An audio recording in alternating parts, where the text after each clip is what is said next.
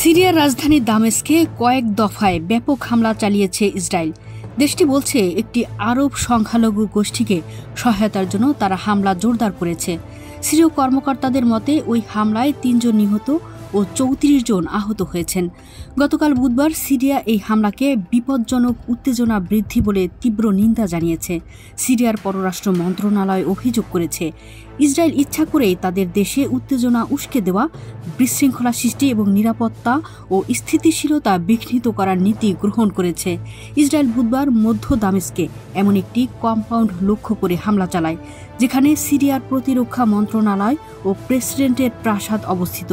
Israeli সেনাবাহিনী দক্ষিণ সিরিয়াতেও লক্ষ্য বেছে হামলা চালায়। সেখানে 4 দিনের বেশি সময় ধরে দ্রুজ গোষ্ঠী, বেদুইন গোত্র ও সিরীয় নিরাপত্তা বাহিনীর মধ্যে সংঘর্ষ চলছে। সিরিয়ান অবজারভেটরি ফর হিউম্যান রাইটসের তথ্য মতে এই সংঘর্ষে সুয়েদা অঞ্চলে 250 জনের বেশি মানুষ নিহত হয়েছেন। আগে থেকেই সিরিয়ার গোনাল মালভূমি ইসরায়েলের দখলে। দেশটি দ্রুজ সংখ্যালঘুদের সম্ভাব্য মিত্র বলে বিবেচনা করে। ইসরায়েল বলছে এ অভিযানের উদ্দেশ্য ছিল এই সংখ্যালঘুদের রক্ষা করা এবং যে সরকারপন্থী বাহিনী গোষ্ঠীটির উপর হামলা করেছে বলে অভিযোগ রয়েছে তাদের উপর আঘাত হানা। তবে সিরিয়া ইসরায়েলের এই দাবি প্রত্যাখ্যান করে হামলাকে নগ্ন আগ্রাসন বলে আখ্যা দিয়েছে। কোথায় হামলা হয়েছে? মূল হামলাগুলো মধ্য দামেস্কে সিরিয়ার প্রতিরক্ষা মন্ত্রণালয়, সামরিক সদর দপ্তর এবং প্রেসিডেন্ট প্রাসাদের আশেপাশে। এছাড়া অন্যান্য হামলা হয় আরও দক্ষিণের বিভিন্ন এলাকায়। সিরিয়ার প্রতিরক্ষা মন্ত্রণালয়ের সদর দপ্তরে একাধিকবার হামলা হয়। গতকাল স্থানীয় সময় বেলা 3টার দিকে 2টি বড় হামলা হয়। এর মধ্যে একটি হামলা হয় মন্ত্রণালয়ের প্রবেশদ্বারে। এতে অবকাঠামোগত ক্ষয়ক্ষতি এবং শহরের আকাশে ধোঁয়া দেখা যায়। আল জাজিরার প্রতিনিধি জেইনা খোদর দামেস্কো থেকে জানান, ইসরায়েলি যুদ্ধ বিমানগুলো সিরিয়ার রাজধানীর আকাশে চক্কর দিচ্ছিল। এতে শহরে আতঙ্ক ছড়িয়ে পড়ে। ঠিক তখনই মধ্য দামেস্কে প্রেসিডেন্ট প্রাসাদের আশেপাশের এলাকাগুলোতেও হামলা হয়। প্রেসিডেন্ট প্রাসাদের কাছেই আরেকটি বিমান হামলা হয়। সামাজিক যোগাযোগ মাধ্যমে দেওয়া এক বার্তায় ইসরায়েল জানায়, দামেস্কে সিরীয় শাসন ব্যবস্থার প্রেসিডেন্ট প্রাসাদ এলাকায় একটি সামরিক লক্ষ্যবস্তুতে হামলা চালানো হয়েছে।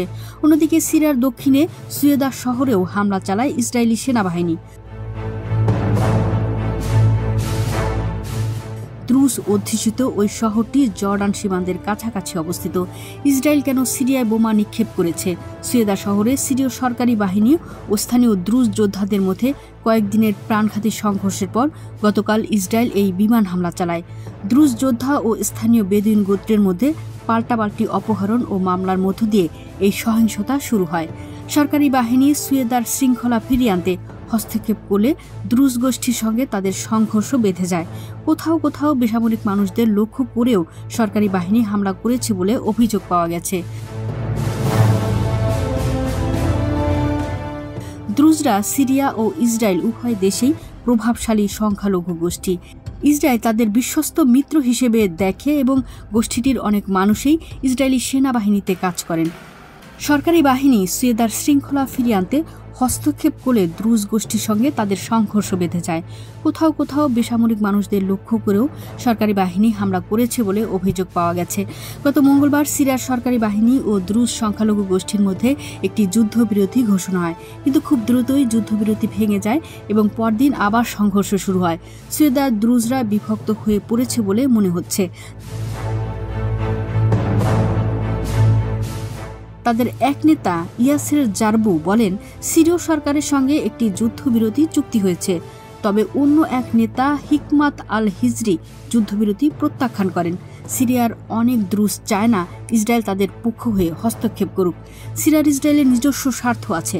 তারা ডিসেম্বর মাসে তৎকালীন প্রেসিডেন্ট বাশার আল আসাদের পতনের পর থেকে দক্ষিণ সিরিয়ায় নিজেদের প্রভাব বিস্তারের চেষ্টা করছে।